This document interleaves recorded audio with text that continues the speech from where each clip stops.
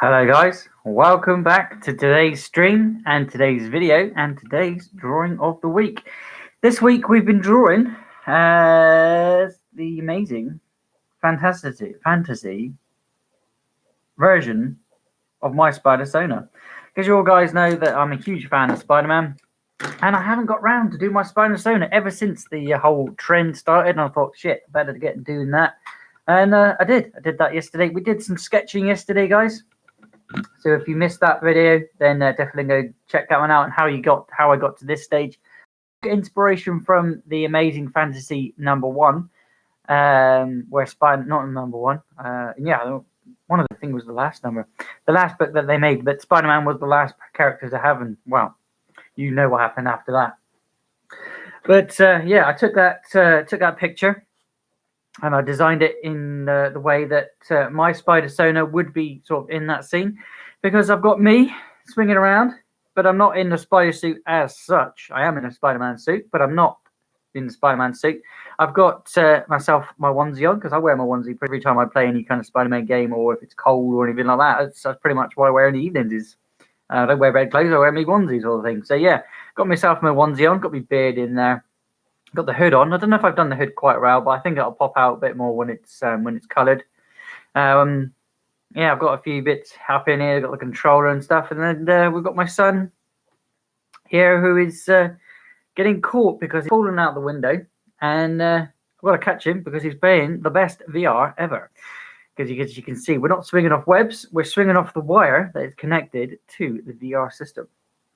So that is like how I'm sort of portraying myself in the Spider-sona. I've got a few bits in there. I've got the buildings. I did a bit of shading on the buildings, and I have inked them already, just because I wanted to do a little bit more yesterday, and I just thought, instead of doing the main picture that I'll be showing you, I want to just do the background and get that done and get that faffing fact. I did put a little bit of shading here as well. As you can see, I might use, if I can find it, this pencil, or this pen, as it's got a fluffy end, to give her a bit of shading like I have done in other videos. If you haven't checked those out, guys, definitely go do so in the playlist above.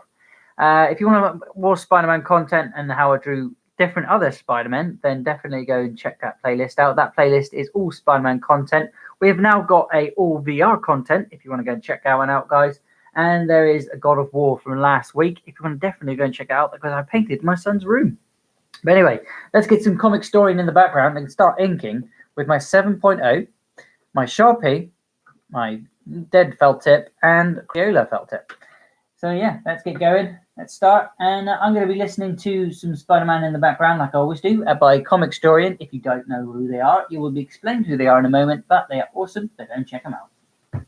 Ever wondered what Spider-Man does when he's not Spider-Man or hanging out with Mary Jane? Well, he hangs out with ex-convicts Boomerang, and they go to trivia night, where basically Spider-Man gets to prove that he knows a lot about Spider-Man. Stick around and you'll find out exactly what I'm talking about. This is a part of the new Spider-Man run written by Nick Spencer. And if you're wondering where you are on YouTube, well, this is the complete story series, where we take trade paperbacks and single issues and we break them down into digestible bites to help you understand. We then read them dramatically back to you. That's pretty much it. And if you're watching this right when I put it up, come check me out over on Twitch, twitch.tv/EllenTheMonster. Enjoy the video. In our last video, we watched the return of Peter Parker, and, well, another Peter Parker, after Spider-Man had his personality split in half in a freak accident. After that, though, Spider-Man's life went back to normal. He started dating Mary Jane again. He flew some three-headed sentinels, and Kingpin became mayor of New York. Okay, maybe it's not completely normal, but all we know now is that Spider-Man is trying to keep up with the rent, while Kraven the Hunter is up to some shady business. As Spider-Man lays on his couch and joins some alone time with Mary Jane, Mary Jane notices that something is off about Spider-Man, like he's distracted. He tells her it's not her. He just can't shake this weird feeling like they're being watched. His roommate, Fred Myers, aka the supervillain Boomerang, leans out from the doorway stating, "Haha, didn't see you there." Spider-Man goes on thinking, yeah, things are getting pretty weird. Not only is my roommate a bad guy, but that bad guy took something from Kingpin. One would think being a hero, I would just arrest him, but there's the problem. A little while back, Hydra took over the United States. It was during the Secret Empire event, guys. Boomerang took that opportunity to turn himself into a big mob boss. Well, while running the black streets and handing out favors, he helped out a few good guys who at the time were illegal freedom fighters. When Hydra was finally overthrown, Boomerang cashed in those debts to get himself a full pardon for every crime he had ever committed. Funny thing is, though, even though Boomerang took something from the Kingpin, Kingpin is letting him off the hook. Anyway, back to the current times. Boomerang reaches out to Mary Jane and introduces himself, and is acting genuinely nice while doing chores. Which, if anyone knows Boomerang, him doing anything to help out is kind of sketchy. So in passing, Spider-Man tags him with a tracker and waits for him to leave. Later that night, Spider-Man puts on his costume, heading out while keeping a close eye on Boomerang and finds him heading into an old abandoned warehouse. Spider-Man sneaks up to the window and looks in to find Boomerang, Shocker, and Speed Demon, all playing cards, not really doing anything bad. Spider-Man waits and more villains appear, but everyone is just sitting around having a good time, not getting into trouble. The next day, back at the apartment, Spider-Man talks with his other roommate, Randy, stating that he's not sure about having Boomerang with them. Randy says, you know, half the Avengers used to be bad guys, right? Spider-Man tells him, that's besides the point. Boomerang is up to something, and I'm going to find out what. Only a matter of time before he goes back to a life of crime. He's already using all of our towels. Just then, Boomerang asks, did anyone say towels? Because the ones in the bathroom are getting kind of rank. If somebody wants to give me some quarters, then we could. Spider-Man stops him, telling him, no. And then Boomerang asks, why does everyone look so down? Spider-Man says, well, we're just settling something. Boomerang throws his arm around Spider-Man, telling him, hey, I need you to come out with me tonight. There's something only you can do. A little while later, in a dark alley, Spider-Man, out of costume, asks, why are we here?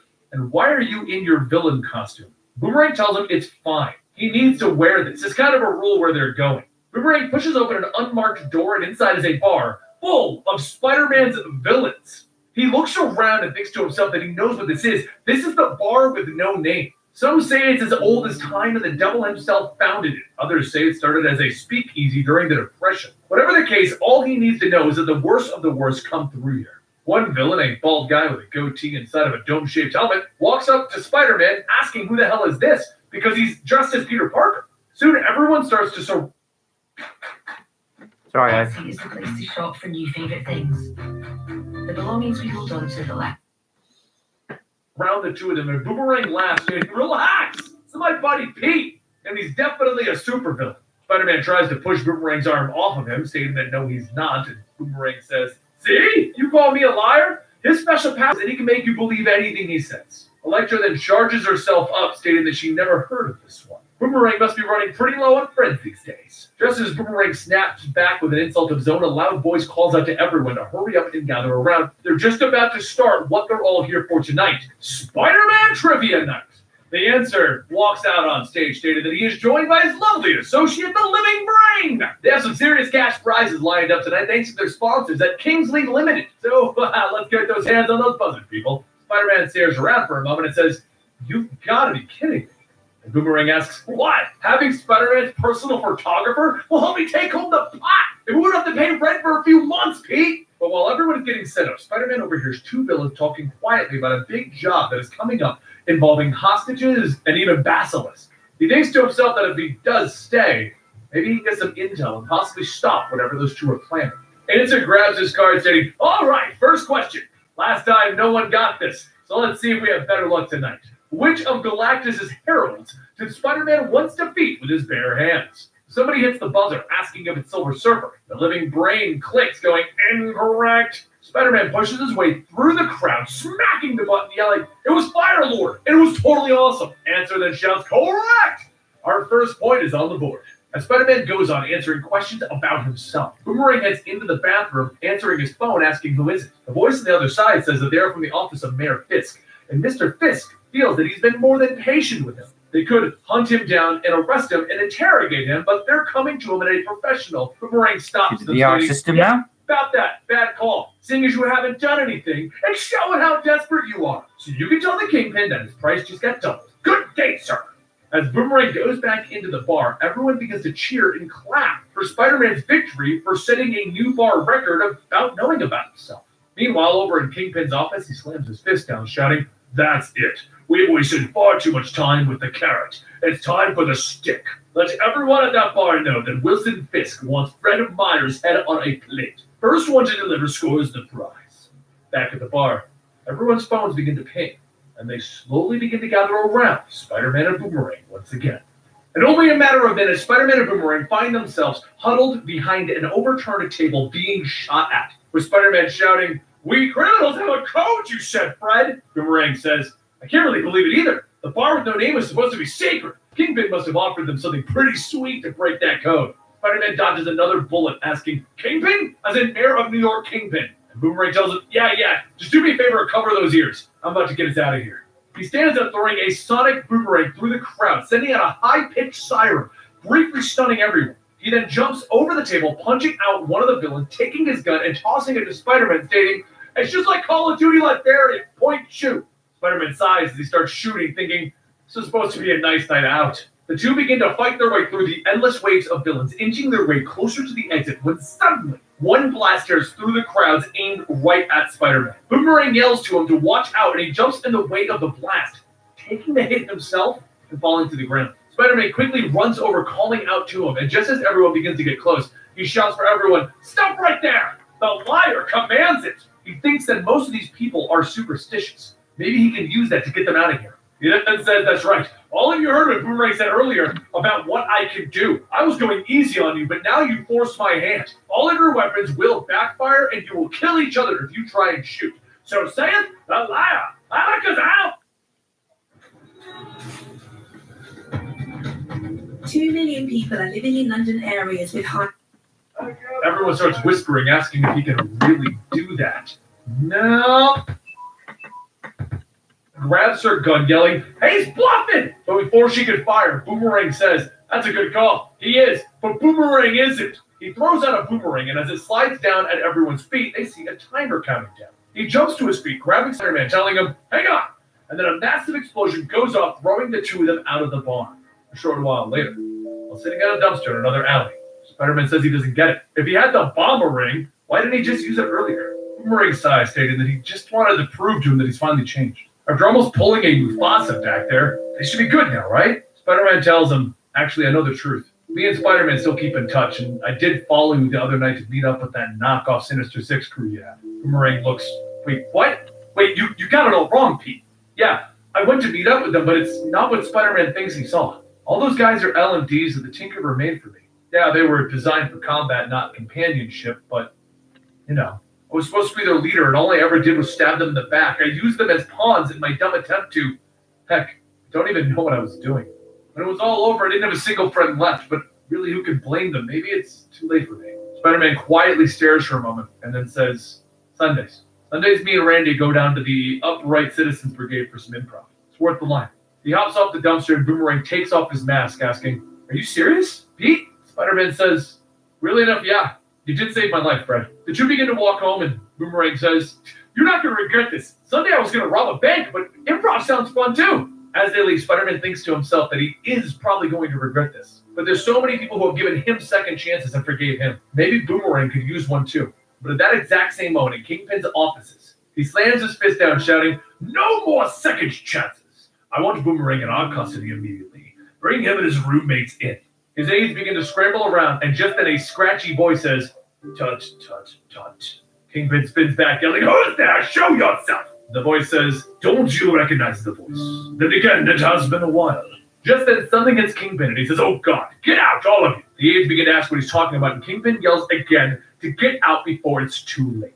Before they can move, the aides' skin begins to be shredded apart, and a hooded man steps out of the shadows, stating, "Then I thought that this kind of job would be fun." The long centipede wrapped around the hooded man begins to crawl onto the table, with Kingpin shouting, "You." And the man responds, "In the rotting flesh. Nice new office. Moving up in the world. Anyway, you can go after Boomerang, but his roommate strictly offered this."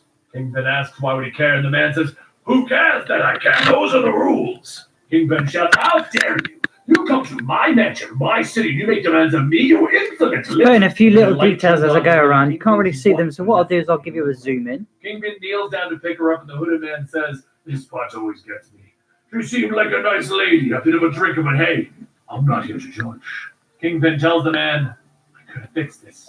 I offered you everything, and yet..." The man says, "Yeah, well, I didn't want any of it. Must have been frustrating for someone like you, right? Kingpin of crime, mayor of New York City, all that power. Completely worthless. Trying to put everything back together. This is pathetic enough that I would allow it on one condition." Kingpin asks, "What's the condition?" And the hooded man says, Come on, go on and do it. Kingpin slowly kneels down before the hooded man, and as the centipede slithers around him, the hooded man tells him, "That's right. I can easily tear you all asunder, but I won't, as long as you know who's really in charge here."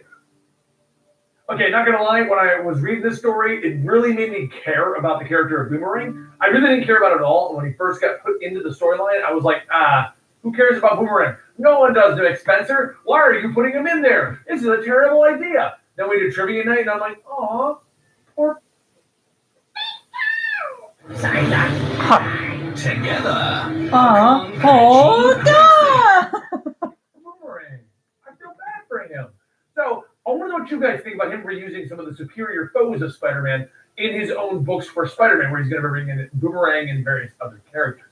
Don't forget to find me over on Twitch at twitch.tv/elitablemonster. And I'll see you next time right here, guys, talking about your favorite comic books, movies, and video games.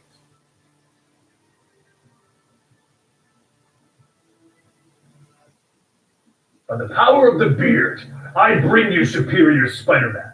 Now, you may be wondering, what the hell is this, Benny? Let me explain real quick.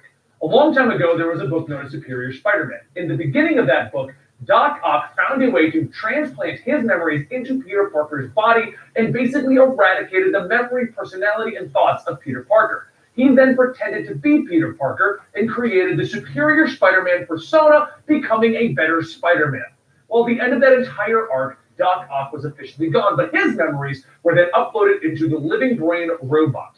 As time went on, Spider-Man fought against Ben Reilly in the Clone Conspiracy. And during that event, multiple bodies of Peter Parker were created. And Doc Ock got access to those bodies, merged it with his own DNA, and created the perfect body, a cross between Peter Parker and Doc Ock. He then implanted his memories into this body, and after a few fights against Peter Parker, has now decided to become a hero known as the Superior Spider-Man.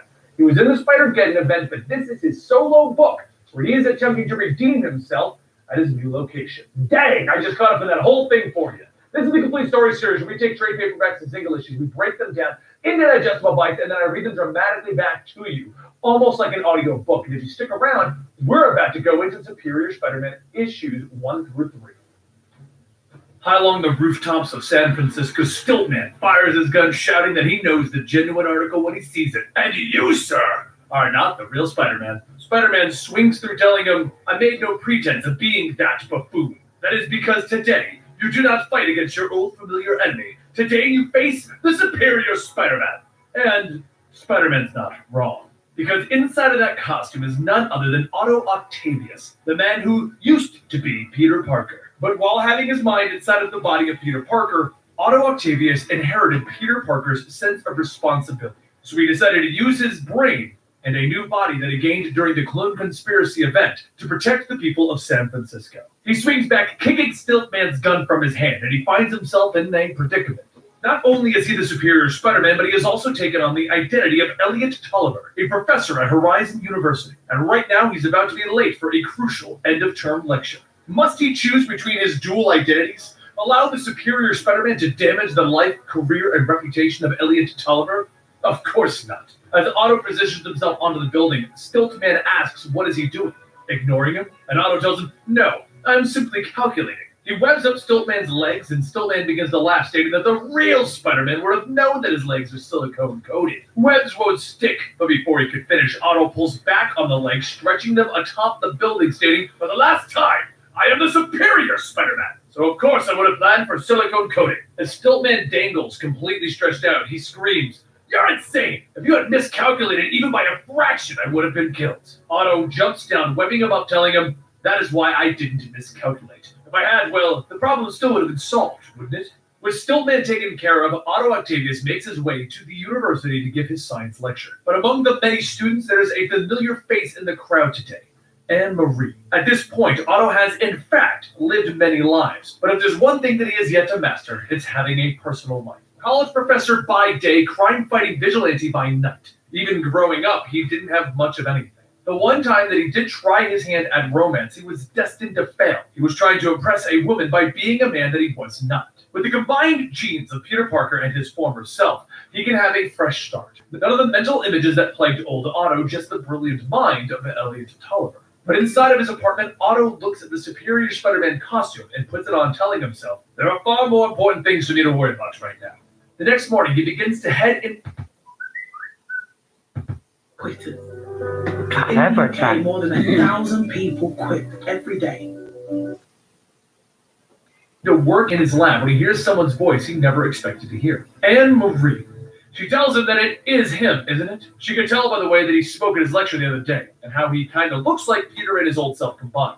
Not to mention he was in the middle of all that clone crap. Otto tells her, you must be mistaken. But Anne-Marie presses on, telling him, come on, you show up at the exact same time as the superior octopus guy or Spider-Man? I'm not stupid. Otto tells her, no, you most certainly are not. Very well, I will not insult you any further. Anne-Marie throws her arms up, shouting, I can't believe it! I knew that you were a middle-aged creeper, but to stalk me like this across the country? Otto yells, no, there's a misunderstanding. What I did to you was unforgivable, but I can promise that I harbor no hope of romance between us. I am here to atone for the crimes that I committed by helping the world, not only as a hero, but as a scientist. I didn't anticipate that you would recognize me, but maybe we can... Anne-Marie yells, no! You're selfish, arrogant, and a mad power criminal. One that I'll be turning into the police. Living brain? Just then, an odd-looking green robot rolls into the room. And Otto asks, you've rebuilt the living brain? It looks so outdated. Anne-Marie folds her arms, stating, don't let the appearances fool you. It's all digital now. Even the whirls and clicks. Otto sighs, stating, I cannot remain here any longer. I shall relocate. A new name, a new face. She shouts, oh no, the only place you're going is prison. But before she could go any further, an announcement plays over the speakers that there has been an emergent situation,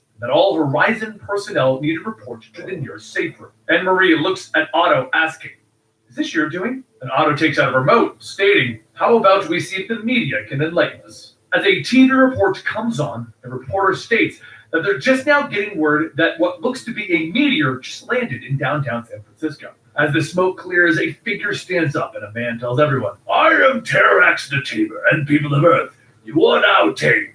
Otto gets up to leave and he looks back at Anne-Marie, who sighs. Just go. This isn't over yet. A short while later, downtown, the police begin to open fire on Terrax, but the bullets just begin to bounce off. He tells them, I was once the herald of Galactus, the world devourer. Your choices are simple and clear. Bow to your new monarch or die screaming. But as he goes on, he hears a voice telling him, silence. And Otto swings through, holding a bus, slamming it into him. Terrax quickly gets back up, punching into Otto, telling him, I had forgotten how pleasurable it was to kill Earthers. I am Terrax. I saw the cosmic winds, bathe in the coronas of suns. Planets themselves bend to my will. As Terrax holds out his hand, the ground around Otto begins to rumble, and it begins to crush him. Otto manages to pull himself out, stating, well struck, but I have weapons of my own. Terrax asks him, do you? A pity that you'll never get to. But before he could finish, there's a loud splang as a shovel smacks Terrax's face and Digger shouts, dig this! Get it? I hit you with a shovel, and I said dig this! Otto gets back up, telling him, at last, the night shift. Together we shall. But before Otto could, Terrax swings his axe, cutting Digger in half. Densei Macabre says, yeah, we quit. And as the brothers Grimm pick up Digger's two halves, he says, I'll be fine. Just need to hit up a craft store for some needle and thread. But you're gonna spot me. I'm a little short. Get it? As the rest of the night shift flee, Terrax tells Otto, your allies are far wiser than you. And Otto tells him, they're just mercenaries. Self-interested cowards at heart. But I am far superior. One of Otto's arms spring out, hitting Terrax with a sonic blast. But while stunned, he uses his second arm to pick up a downed power line. Otto tells him, There you are, that's guys. the coup de grace. All the power That's of the city's all grid. of Otto wraps his the 4 mechanical arms around thing Terrax on and now. begins pouring the city's power into it. But as the smoke clears, Terrax asks him, are you done yet? After not getting an answer, Terrax hits As you Otto can with see, a I'm wearing a cosmic hood. blast, shouting, My nose "Ooh, there. I possess the power cosmic." Back inside of Otto's lab, Otto radios to Anne-Marie asking if she... Etsy is the place to shop for new favourite things. Etsy. I'll be having a few things on Etsy soon. Got a few magnets made up, and there's going to be pictures that I've been drawing through this book. When I've digitized every single one, they will be available. But there are still a few that will be available. They are up on Instagram, guys, so go check them out. She's still there. She scoffs, stating that she's here and watching the whole mess on TV. If he thinks what he's doing is changing anything, but Otto tells her, no, just listen. My spider bots are working on a means to combat Terrax, but I'm beginning to fear that I may not live long enough to have it completed. I have no right to ask, but for the good of the city, can you help me this once? She sighs, looking at the device the spider bots are working on, and says, "For heaven's sake, you're using Roxxon transducers. Grady Scraps just made a breakthrough with these, so I can go borrow some. Sit tight while I get this going." Back out on the streets, Otto continues fighting, but the more that he struggles, the more Terrax beats him down. After cutting off 2 of the 4 mechanical arms, Terrax kicks Otto across the street, telling him, "Your planet is doomed." Otto barely picks himself up, stating, "Never. What you fail to understand about the Earth is that they will fight until the end." Terrax swings his axe down, but as Otto jumps out of the way, he kicks Terrax's arm, knocking the axe away from him, grabbing it. Using what strength he has left, Otto swings the axe into Terrax's head, but it stops just short.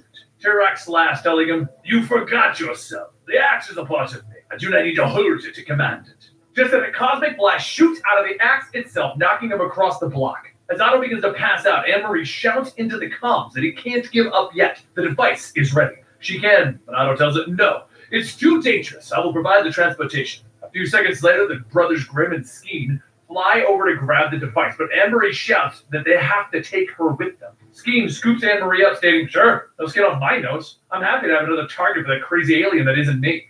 Back in downtown, Terrax lifts his axe, telling Otto, "This is it."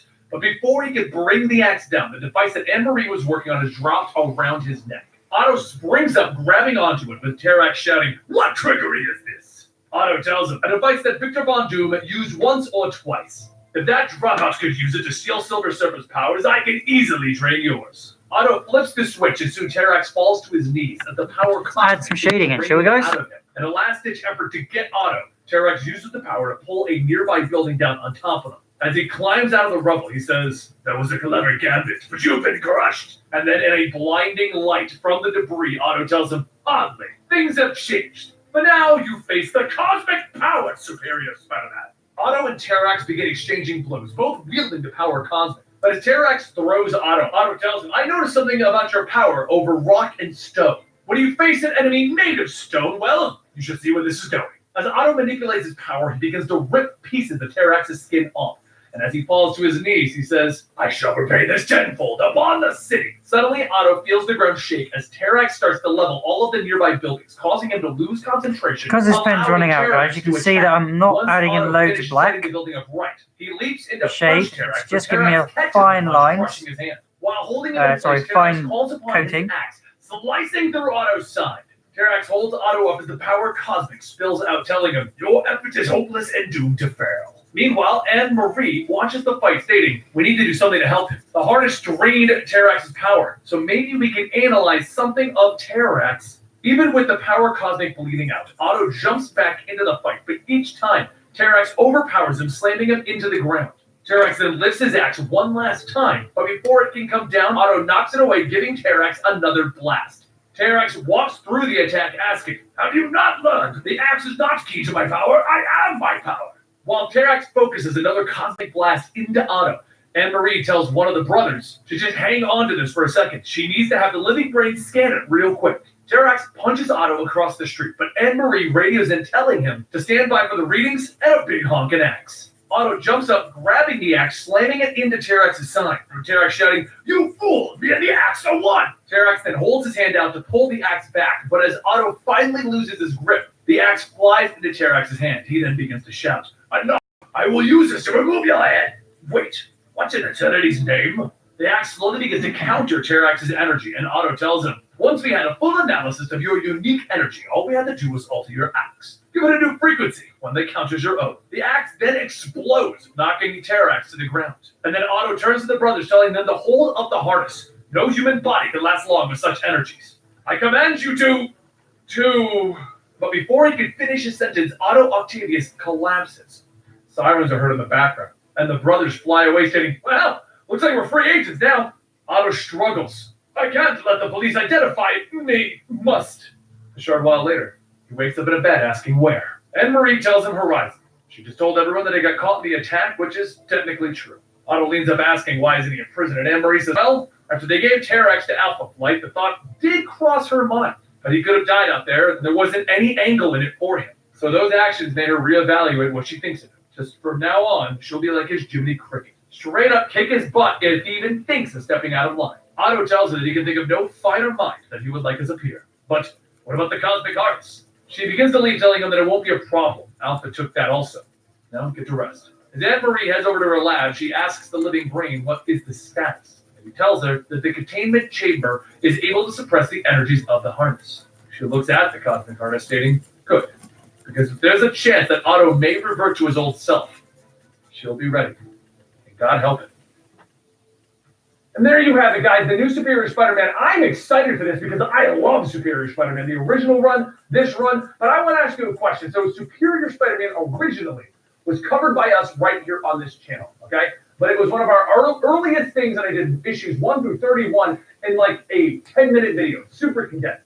So what I've debated doing is bringing you that story stretched out in our new format that we've been doing for like 3 years now. So all of the original Superior Spider-Man run, plus, I know I've said it before, a lot of you guys have asked for it, Scarlet Spider, Kane, down in Houston. I want to cover that story as well. And we have a new Ben Reilly storyline. So you have 3 crazy killer Spider-Men that I can tell you stories about. Which do you want? Superior Spider-Man Doc Ock, Kane down in Houston Scarlet Spider, or Ben Reilly Scarlet Spider? Let me know in the comments down below which of those 3 you want next. I cannot do all 3 at once, but we can start with one of them.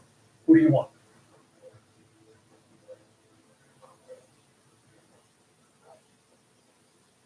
Marvel Knights was an attempt at making a more mature line of Marvel comics. And in Marvel Knights, you had a lot of your favorite superheroes. This wasn't quite as intense as Max, but it was a pretty cool line.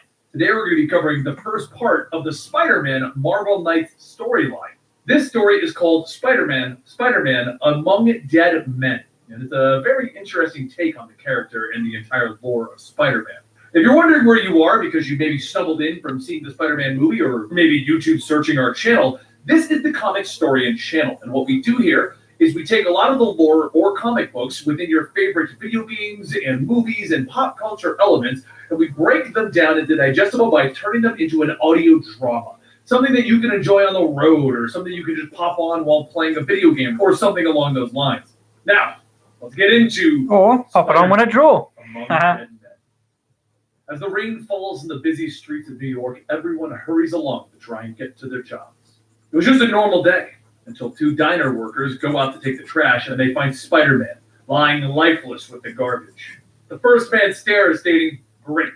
Now they're going to have to call the cops again for another psycho sleeping in the trash. The second man comes out, and as he listens, he asks if that guy's trying to say something under the mask. Spider-Man weakly tells the 2 of them to get back into the store. The first man asks, what? And then another voice from nowhere says, I'm pretty sure Spider-Man's trying to warn you about something. Just then the Green Goblin floats down throwing pumpkin bombs and Spider-Man throwing them away from the blast. Green Goblin flies his glider into Spider-Man, telling him, take a deep breath, Parker, as they go barreling through the busy streets. Spider-Man tries to fight back, thinking Green Goblin isn't doing this for money. That would be too obvious. What he did 4 hours ago was hold 18 people hostage, threatened to gas them unless his demands of Spider-Man stabbing himself in the stomach with a knife were met. Naturally, Spider-Man didn't comply, and here they are now. Spider-Man punches into Green Goblin as they tumble back to the ground, and as Spider-Man looks for something to hit the Green Goblin with, a pedestrian shouts, the mailbox! Spider-Man grabs the mailbox, bashing it over Green Goblin's head, and another person in the crowd says, ouch! As Spider-Man weds Green Goblin up, he asks, what? If I didn't knock him out, he would end up killing people. The man calls out to take it easy. He isn't judging. Just now that guy's going to have brain damage. Another pedestrian looks down at a handful of pumpkin bombs that fell out of the Green Goblin pouch. The Spider-Man shouts, stay away from those! Before he could get over there, the bombs begin to go off, throwing the pedestrians across the street. He runs over, asking, what is the matter with you? Why would you get close to those? But soon the city cheers turn to disgust, asking how could Spider-Man do the things that he has done. He let an innocent bystander get hurt, and he nearly killed someone with a mailbox. What kind of hero is Spider-Man? Just before the police arrive, Spider-Man sneaks away to head back to Aunt May's home, where she's packing, getting ready to move. Without his costume, Peter stumbles into the house as his wife MJ and Aunt May help clean him up. Peter Parker sits in his room telling May that he's going to miss this place. Ever since he's left, nothing's changed. May hugs him, telling him that it was a fresh start. They both hug and cross the street. A pair of eyes stare into the window. The next day, Peter receives a call from the city council that some of the kids vandalized his Uncle Ben's tombstone. He hurries down to the cemetery to see, stating that it's kind of strange that this tombstone would be targeted. It didn't have any special features or anything like that. The city worker tells him it was probably nothing personal, but as much as he hates to say it, these random occurrences are starting to become more and more frequent. Just then, Peter gets a call, and as he answers, he asks, "Aunt May?" The voice at the other end tells him, "Not even close, Spider-Man. Nice job finally taking out the Green Goblin. Funny, the news is stating that he's looking to charge Spider-Man with an aggravated assault, huh?" Peter says, "I'm sorry, there must be some kind of a mistake." The voice tells him, "Please, let's be adults about this, Peter. Wasn't defiling your uncle's grave enough? Do we really have to do something truly awful?" Peter asks, "What do they want?" The voice tells him, "We just want you to realize how bad things can get when something as simple as your real name falls into the wrong hands." Peter then asks, What are you talking about?" And the voice says, "Care for a wheat snack, sweetie?" Peter hangs up the phone, rushing over to May's new apartment without even changing into his costume, almost not caring who sees him at this point. He does, however, make sure to not stay in one spot long enough for anyone to really get a look at his face. He swings around the building, jumping through the apartment window, calling out, "Aunt May! Aunt May!" But as he looks around, he sees the apartment has been ransacked, and May is nowhere to be found. After sending MJ away in fear that she may be targeted next, Peter makes a call to I got rid of, get rid of all the Black pencil Cat. now. As Black Cat deals with her Gently go issues, over she everything. really can't be of any help at the moment. She's no angel, but even Black Cats know that there are certain lines you don't cross. No trying to peek under the mask, and don't get people's families involved. Peter tells her that he really needs her help on this. He doesn't know where to start, and having a second pair of eyes would really help. So she sighs and tells him she's in Florida, dealing with a missing persons case. But she'll try and take the next flight back to New York. In the meantime, it might be a good idea to make a list of everyone who knows your secret identity. There's Eddie Brock, her, Aunt May, Mary Jane, and Peter then realizes that, oh my God, Osborn, over on Rikers Island, prisoned up with some of the most powerful supervillains. Peter puts on his costume and he asks Osborn what he's done with her. Osborn holds up his hand, telling security, "It would seem we have a breach. If you could send somebody to..." But Peter stops him, telling him, "The guard is on a bathroom break. Now before this window gets kicked in, where the hell is she?" Osborn tells him, "You're going to have to be a little more specific, Parker." Peter shouts, asking, "What have you done with Aunt May?" Osborn looks up from his book, telling, "Now, that's interesting. And you're assuming I'm the one behind it. Well, that would mean that not just Uncle Ben's blood is on your hands, but soon you're Aunt May's. Not to mention that dead blonde you used to dance with.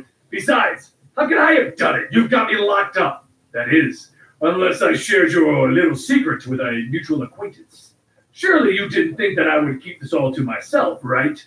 I just told a friend that if Spider-Man ever threw Green Goblin in jail, he would need someone kidnapped. It's nothing personal. Just keep in mind the grisly reputation that all of the little chicks crawling around here have. Then again, I could also be lying. Just take advantage of a good boy in a bad situation." Peter leaves, telling him, lately, he can't even tell if the mask is on or off of him anymore.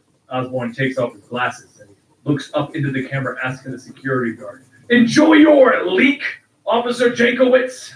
With no one else to turn to, Peter makes a desperate attempt to get a hold of the Avengers. As he knocks on the door, Jarvis tells him, "Sure, I'll get Captain America for you, but who's there? The amazing Spider-Man?" Peter shouts, "No, please don't make me do this the hard way. Just let me in so that I can explain what's going on." Jarvis tells him that he can have a good night. Hopefully your frat house boys find this to be funny when the police arrive to take you away. As the mansion guards show up, Peter kicks in the door to try and find any hero that he can. Suddenly there's a blue light as Quicksilver speeds through, knocking Peter through several walls. Before Quicksilver could punch Peter, though, Captain America shows up. Okay, so that's pretty down. much Let's hear what this gentleman has to all say before things get out of the hand. inking done for today. Peter up, and Peter tells him, "This is going to And you sound can see what I've done here. mostly Hopefully you can because see what I've none done of you here. know my identity, but my aunt has been kidnapped. If you're listening to I the need comic to see story proof. in the background Yeah, and you Isn't want to there find out something where you that can get people them, don't I even will try and leave a link externally at in a the parallel reality?" end when I Peter put says, all "Well, the stuff on the end of Security this already video, knows but who I am. It makes things a little less complicated. Cap tells him, "Doesn't matter if we know who you are. I'll show or you not. what I've done We with a really close-up." want you to know.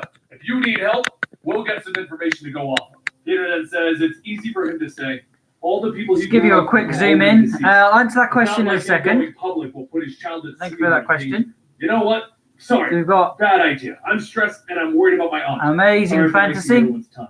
Cap tries to tell Peter, wait, but Peter doesn't respond. Spider Blute, and Now without the as hero you to as I turn was to, telling, Peter I'm makes going to one turn that last down. Sorry ditch guys, effort give me a to try and second. find Aunt May. And that means speak. I don't want to have to shout over that. But yeah, that's the comic story, guys. They're really cool. I mean, every single comic hero you would ever heard of, even some that you haven't even known about, they have on their comic list. So they read them out, and they're really, you could just heard there, they read them out in a fantastic way. But like I was saying, this was the sketch from yesterday. If you didn't join me yesterday, go and check that one out, how I got around to drawing all of this, sketching-wise, with pencil. Today we've used just ink, and we've inked in with shading and things like that. As for that question, am I going to colour it in? Yes, I'm going to colour in, but it will not be today, because always on a Wednesday, I'll colour in the picture that I do draw, because Monday is sketching, Tuesday is inking, and Wednesday is always the colouring in stage, just because I like to get things certain stages done bit by bit, and gives me time to do other videos, because later on I'll be probably doing a little bit of Minecraft over on Mixer, but that will be uploaded, if not today, then tomorrow. But as I was saying here, this is my Spider-sona, a spider blute, and as you can hear in the background, that's my son walking around. He's the one being hung, not hung, he's the one that's playing the VR. And Spider Blutes had to jump out and catch him because he's having such a good time here with the best VR ever. He's gone playing Spider-Man, and he's jumped out the window, not realizing. So Spider Blute has grabbed onto the cable here instead of having any webs, because he's in his onesie, or I'm in my onesie, and got my beard hanging out. Not got a mask on. That's actually a hood. So I'll give you a quick zoom in so you can actually tell that's a hood there. And again, this will need colouring. You'll see the little differences when I've coloured it in. But yeah, Spider Blue got his onesie on, and got his hood, got his zips and all that things there. You can't quite see it, but you will when it's coloured in. And yeah, got some buildings in the background. Got my streaming set, as I was just streaming, so I've had to dive out the window, so everything's gone flinging out with me, along with my comb for my beard, which is there, and the controller that I play the Spider-Man PS4 game with, which I hopefully will play some more tonight. I did upload a little bit of the stream from last year, which I've got saved, and over time will be putting out a few of those. But I have got Ultimate Mode to play on that yet. We're still playing the story through, so I can get the Platinum. I've already got 100% on all DLC content and all of the main, just the first time you play it through. I'm on Game Plus at the moment, so I'll be playing some more of that later. And yeah, hopefully you enjoy it. If you want some comic story and more goodness, that'll be tomorrow in tomorrow's video. And if you can't watch it back, guys, don't forget to hit subscribe and ding the bell so you know when I've uploaded. And then whenever you get a chance, watch it back if you can't watch it live. But as for who's watching now, Shrabra, sorry, you. Let's give you. I'm going to have to get closer to my screen. There's a full picture of what I'm showing you. Skra, is that your name there? Yeah, for that question, yeah, I will be colouring it. It will be tomorrow. I will be using some Copic marker colours, probably a few pencils if needed, and loads of other good stuff. These are the pens that I used today, if you want it for reference. That is a felt tip with double-sided. That's really for shading because it's running out. That is my main inking pen, the 7.0. That is the Crayola that I do a thicker line with, and there's another Sharpie that I do light shading, dark shading, and occasional real dark fat lines. But I also use these ones here, but I'll tell you more about these ones tomorrow, as these are Copic markers, but the poor man's version of it. So yeah, guys, thanks for watching. My name's been Blute084. Click the links that will appear if you're watching back, and I will see you tomorrow if I don't see you tonight. Thanks for watching, and see you over on Instagram. Bye for now. Why can't I end the stream? Okay, yeah, catch you later, guys. Thank you very much.